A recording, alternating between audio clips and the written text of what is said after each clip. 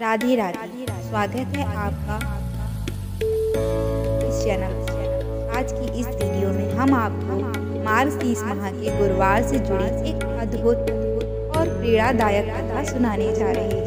यह कथा न केवल श्रद्धा और भक्ति का प्रतीक है, बल्कि यह सिखाती है कि कैसे माँ लक्ष्मी की पूजा और व्रत से हमारे जीवन में सुख, समृद्धि और शांति का आगमन होता है। सौराष्ट्र के राजा भद्रश्रवा और रानी श्रुतचंद्रिका की यह कहानी हमें जीवन में भक्ति, समर्पण और कृतज्ञता का महत्व समझाती है। कैसे राजकुमारी श्यामबाला ने अपनी भक्ति और श्रद्धा से माँ लक्ष्मी की कृपा प्राप्त की और कैसे यह व्रत हर मनोकामना पूरी करने वाला है, इसकी पूरी जानकारी हम आपको इस वीडियो में देंगे। अगर आप भी माँ लक्ष्मी की कृपा और आशीर्वाद प्राप्त करना चाहते हैं, इस कथा को अंत तक जरूर सुनें। यह कथा आपके जीवन में सकारात्मकता और ऊर्जा भर देगी। वीडियो को लाइक करें, शेयर करें और हमारे चैनल को सब्सक्राइब करना ना भूलें। चलिए शुरू करते हैं मार्गशीर्ष महालक्ष्मी व्रत की इस दिव्य कथा के साथ। आज हम आपको एक ऐसी कहानी सुनाने जा रहे हैं जो न केवल दिल को छूने वाली है, बल्कि जीवन में सुख, संपत्ति और शांति प्राप्त करने के लिए एक प्रेरणा भी है। यह कहानी है भारतवर्ष के द्वापर युग की सौराष्ट्र देश के पराक्रमी राजा भद्रश्रवा की। इनकी रानी का नाम श्रुतचंद्रिका था। रानी दिखने में सुंदर और सुलक्षणा तथा पतिव्रता थी। रानी श्रुतचंद्रिका और राजा भद्रश्रवा का जीवन सुख शांति से भरा था। उन दोनों को 7 पुत्र तथा उसके बाद एक कन्या का वरदान मिला था, लेकिन उनके जीवन में एक कमी थी और वह थी एक प्यारी सी बेटी। फिर एक दिन उनके घर में एक कन्या का जन्म हुआ, जिसका नाम रखा गया श्यामबाला। यह सब कुछ सामान्य था, पर एक घटना ने उनकी पूरी जिंदगी बदल दी। एक बार महालक्ष्मी जी के मन में एक विचार आया कि जाकर उस राजा के राजप्रासाद में रहें। क्यों ना वह राजा भद्रश्रवा के दरबार में जाए, ताकि वह और उनकी प्रजा धन दौलत से समृद्ध हो सके। इससे राजा को दुगनी धन दौलत की प्राप्ति होगी और वह इस धन दौलत से अपनी प्रजा को और सुख दे पाएगा। गरीब के घर अगर रहे और उसे धन दौलत प्राप्त हो तो वह स्वार्थी की तरह केवल अपने ऊपर ही खर्च करेगा। यही सोचकर महालक्ष्मी जी ने एक बुजुर्ग ब्राह्मणी का रूप धारण किया और राजा के महल की ओर चल पड़ी और रानी के दरवाजे पर पहुंच गईं। हाथ में लाठी लिए लाठी के सहारे रानी के द्वार तक पहुंची। यद्यपि उन्होंने बूढ़ी औरत का रूप धारण किया था, पर उनके चेहरे पर देवी का तेज था। रास्ते में रानी की दासी ने उन्हें देखा और उन्हें देखते ही एक दासी सामने आई। उनके बारे में उसने इनका नाम, धाम, काम, धर्म पूछ डाला। वृद्ध ब्राह्मणी का रूप धारित माता लक्ष्मी ने कहा, बालिके, मेरा नाम कमला है और मेरे पति का नाम भुवनेश है। हम द्वारिका में रहते हैं। उन्होंने दासी को रानी के पिछले जन्म की एक कहानी सुनाई। तुम्हारी रानी पिछले जन्म में एक वैश्य की पत्नी थी। वह वैश्य गरीब था। दारिद्र्य के कारण हर रोज घर में झगड़े होते थे तथा उसका पति रोज उसे मारता था। इन बातों से तंग आकर वह घर छोड़कर चली गई तथा वन जंगल में खाली पेट भटकने लगी। उसकी इस दुर्दशा पर मुझे दया आई। तब मैंने उसे सुख संपत्ति देने वाली श्री महालक्ष्मी की कथा सुनाई। महालक्ष्मी ने कहा, मैंने तुम्हारी हालत देखकर मैंने तुम्हें महालक्ष्मी व्रत करने की सलाह दी थी। मेरे कहने पर उसने श्री महालक्ष्मी का व्रत किया। श्री महालक्ष्मी प्रसन्न हुई और उसी व्रत से तुम्हारी गरीबी दूर हो गई। उसका घर संसार दौलत, संतति, संपत्ति से भर गया। बाद में पति पत्नी दोनों पर लोग सिधारे। लक्ष्मी व्रत करने के कारण वे लक्ष्मी लोक में रहे। उन्होंने जितने साल महालक्ष्मी का व्रत किया, उतने हजारों साल उन्हें सुख भोग मिला। इस जन्म में उसका जन्म राजघराने में हुआ है, परंतु वह श्री महालक्ष्मी व्रत करना भूल गई। है, उसे यह याद दिलाने मैं यहाँ आई हूँ। बुढ़िया की बातें सुनकर दासी ने उन्हें प्रणाम किया तथा श्री महालक्ष्मी का व्रत किस तरह किया जाए इस बारे में पूछा। बुढ़िया का रूप धारण किए हुए श्री महालक्ष्मी माता ने दासी को पूजा की विधि तथा महिमा बताई। इसके बाद वह दासी माता को प्रणाम कर रानी को बताने अंदर चली गई। राज वैभव में रहते हुए रानी को अपने ऐश्वर्य का बहुत घमंड हुआ था। संपत्ति और अधिकार की वजह से वह उन्मत्त हो गई थी। दासी द्वारा बताई गई बुढ़िया की बातें सुनकर वह आग बबूला होकर राज दरबार पर आकर बुढ़िया रूपी श्री महालक्ष्मी पर बरस पड़ी। श्री महालक्ष्मी ने कहा, अब तुम्हें याद रखना चाहिए कि तुम महालक्ष्मी व्रत करना भूल चुकी हो। रानी ने उस वृद्धा को अपमानित किया। न जाने क्यों वह देवी महालक्ष्मी को पहचान नहीं पाई। उसे यह मालूम नहीं था कि श्री महालक्ष्मी माता बुढ़िया का रूप धारण किए हुए दरबार तक आई हैं, लेकिन अहंकार और ऐश्वर्य ने उसे घेर लिया था। रानी ने देवी लक्ष्मी का अपमान किया और महल से भगा दिया। लेकिन जब महालक्ष्मी माता ने रानी के अपमान को देखा, रानी का इस कदर रुख बर्ताव तथा अपना अनादर देखकर माता ने वहां ठहरना ठीक न समझा, तो उन्होंने उस स्थान को छोड़ दिया। वे वहां से चल पड़ी। अब भगवान की नाराजगी झेलनी राह में उन्हें राजकुमारी श्यामबाला मिली और रानी की बेटी श्यामबाला से मुलाकात की। उन्होंने श्यामबाला को सारी बात बताई। श्यामबाला ने अपनी ओर से श्री महालक्ष्मी माता से क्षमा मांगी। माता को उस पर दया आई। उन्होंने श्यामबाला को श्री महालक्ष्मी व्रत के बारे में बताया। सच तो यह था कि देवी लक्ष्मी ने रानी से कह दिया था कि उनके घर खुशहाली लौटाने के लिए महालक्ष्मी व्रत करना पड़ेगा।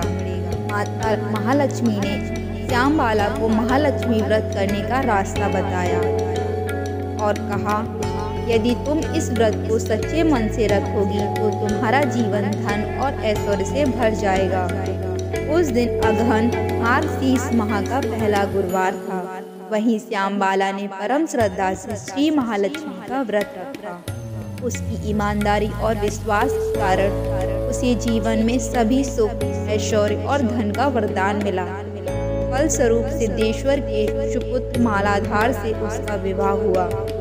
वह धन दौलत ऐश्वर्य वैभव से मालामाल हो गई। पति के साथ ससुराल में आनंद से दिन बिताने लगी। लेकिन रानी सूरज चंद्रिका के साथ कहानी और भी दिलचस्प हो गई।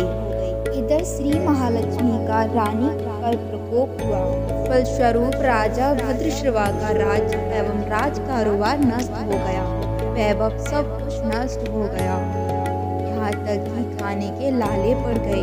ऐसी हालत में एक दिन रानी ने राजा से निवेदन किया, हमारा दामाद इतना बड़ा राजा है, धनवान है, ऐश्वर्यशाली है, क्यों न हम उनके पास जाएं, अपना हाल उसे बताएं और मदद मांगें। वह जरूर हमारी मदद करेगा। और उसे अपनी बेटी से मदद की आवश्यकता पड़ी तो वह श्यामबाला के पास। इस बात पर राजा भद्रश्रवा दामाद के पास रवाना हुए। राज्य में पहुंचकर एक तालाब के किनारे थोड़ी देर विश्राम लेने के लिए ठहरे। तालाब से पानी लेने आते जाते दासियों ने उन्हें देखा। उन्होंने विनम्रता से उनकी पूछताछ की। तब उन्हें यह मालूम हुआ कि वे रानी श्यामबाला के पिता हैं। वो दौड़ते हुए जाकर उन्होंने रानी को सारी बात बताई। रानी ने दासी के हाथ राज परिधान भेजकर बड़े ठाठ से उनका स्वागत तथा आदर सत्कार किया, खान पान कराया। जब वे लौटने लगे तो सोने की मोहरों से भरा घड़ा दिया। राजा भद्रश्रवा जब वापस लौटे तो उन्हें देखकर रानी सूरज चंद्रिका खुश हुई। उन्होंने सोने की मोहरों से भरे घड़े का मुंह खोल पर हाय भगवान, घड़े में धन की बदले कोयले मिले। यह सब श्री महालक्ष्मी के प्रकोप से हुआ। इस प्रकार दुर्दशा में और कई दिन बीत गए। रानी को अपनी गलती का एहसास हुआ। इस बार रानी स्वयं अपनी कन्या के पास गई। वह दिन अगहन माह का अंतिम गुरुवार था। श्यामबाला ने श्री महालक्ष्मी का व्रत किया, पूजा की, अपनी माता से भी व्रत करवाया। तब रानी ने महालक्ष्मी व्रत करने का संकल्प लिया।